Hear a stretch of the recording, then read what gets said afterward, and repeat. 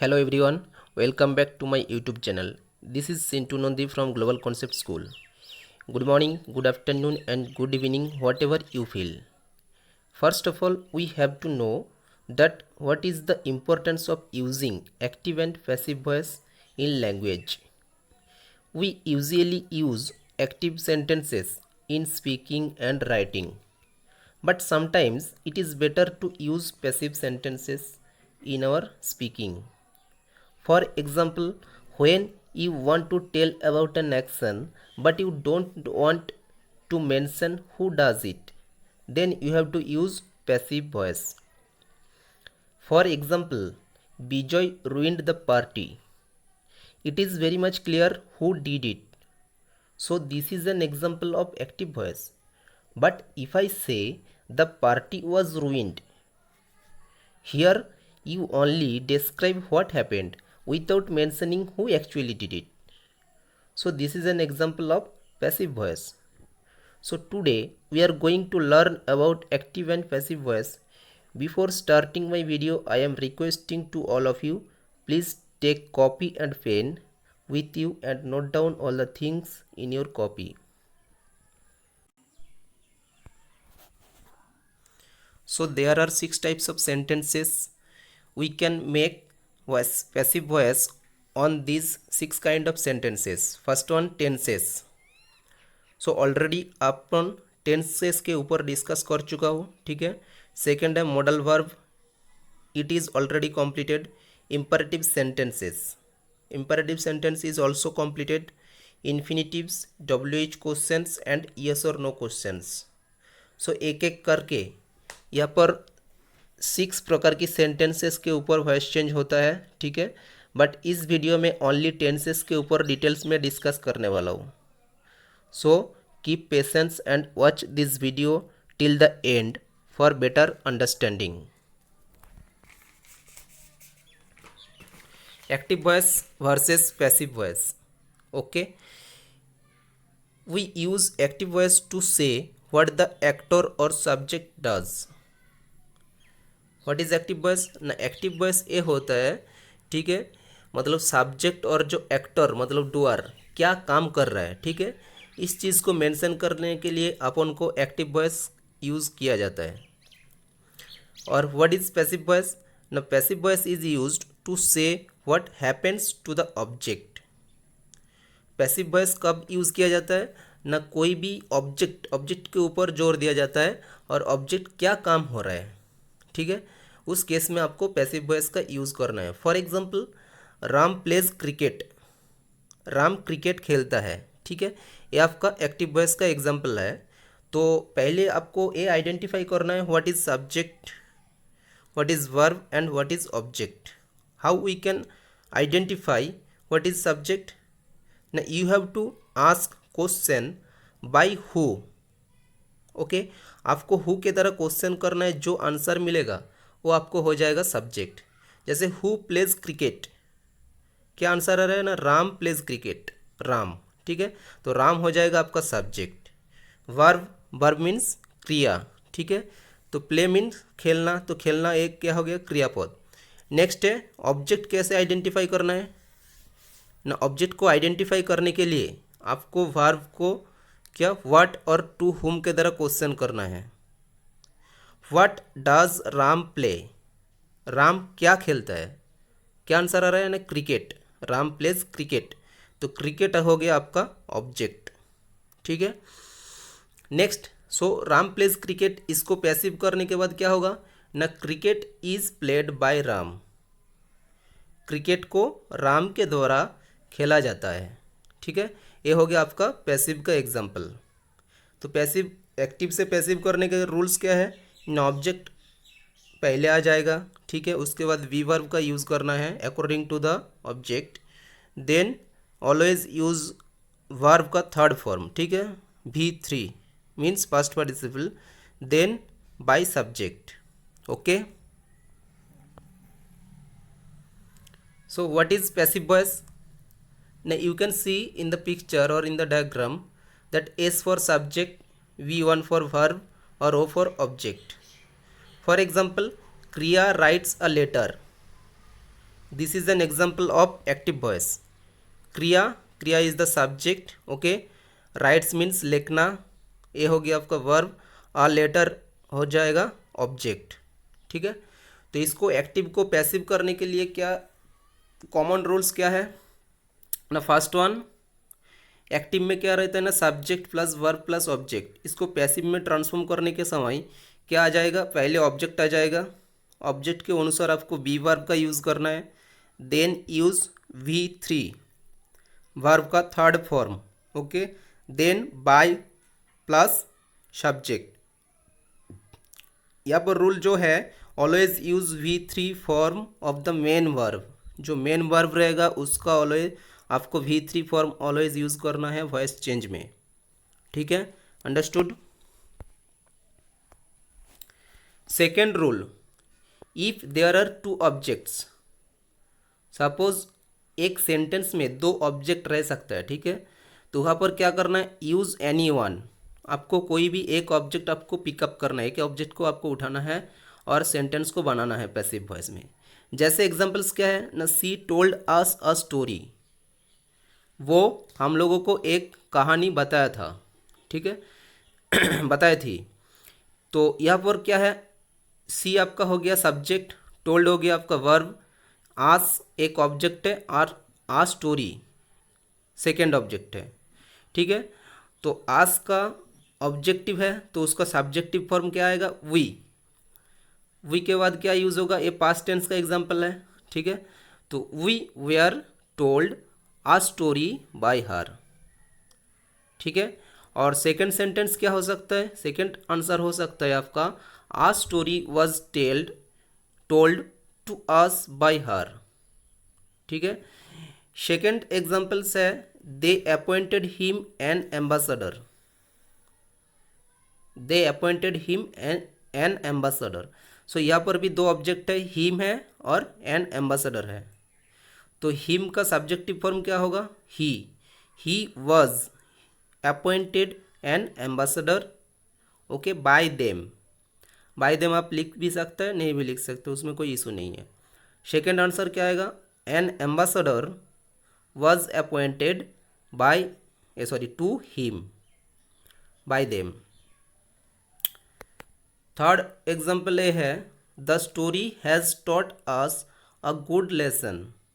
तो दो ऑब्जेक्ट क्या है, एक है आस और सेकेंड ऑब्जेक्ट है अ गुड लेसन। तो यहाँ पर कोई भी ऑब्जेक्ट आपको पहले लगाना है, ठीक है। तो सपोज आस को ऑब्जेक्टिव है, ये सब्जेक्टिव फॉर्म क्या आएगा, we have been taught a good lesson second object by the story, okay. Second answer क्या होगा, a good lesson has been taught to us by the story. तो कोई भी सेंटेंस में दो ऑब्जेक्ट रहेगा तो उसमें कोई बड़ी बात नहीं है, पहले कोई भी आप ऑब्जेक्ट को, एक ऑब्जेक्ट को उठा सकते हैं, ठीक है, फिर सेकेंड ऑब्जेक्ट को आपको लिखना है। रूल नंबर 3 क्या है, look how subject and object change. कैसे सब्जेक्ट, कर्ता और क्रिया को कैसे चेंज किया जाता है। सब्जेक्टिव फॉर्म जब रहेगा, ठीक है, उसको ऑब्जेक्टिव फॉर्म में क्या लिखना है, और सपोज ऑब्जेक्टिव फॉर्म है तो उसको सब्जेक्टिव फॉर्म में क्या चेंज करना है। तो आई रहेगा तो क्या होगा, बाय मी, ठीक है। ये इंटरमीडिएट भी हो सकता है, जैसे मी रहेगा तो आपको सब्जेक्टिव फॉर्म में क्या लिखना है, आई, तो आपको अल्टरनेट भी हो सकता है, होगा। नेक्स्ट है वी रहेगा तो by us, you by you, no changes, ठीक है।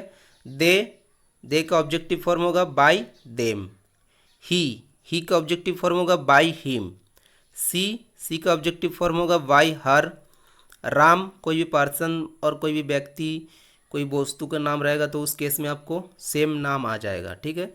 Ram by Ram, book by book, no changes will be happened.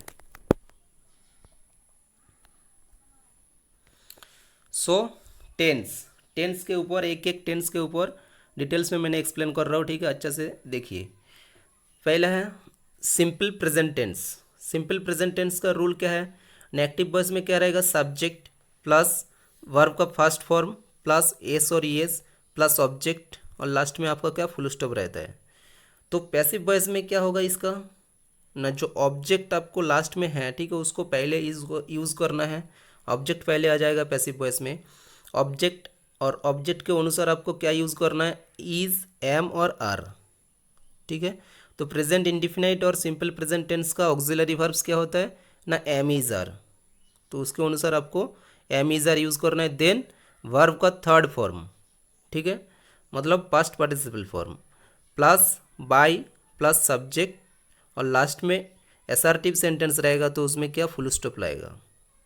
और एक बात है, इंट्रोगेटिव सेंटेंस में क्या होता है, इंट्रोगेटिव सेंटेंस में आपको जो क्वेश्चन मार्क रहता है, ठीक है, आपको लास्ट में क्वेश्चन मार्क का यूज़ करना है। So look at the examples. Positive means affirmative, negative और इंट्रोगेटिव सेंटेंस का अलग अलग एग्जाम्पल्स दिया गया है।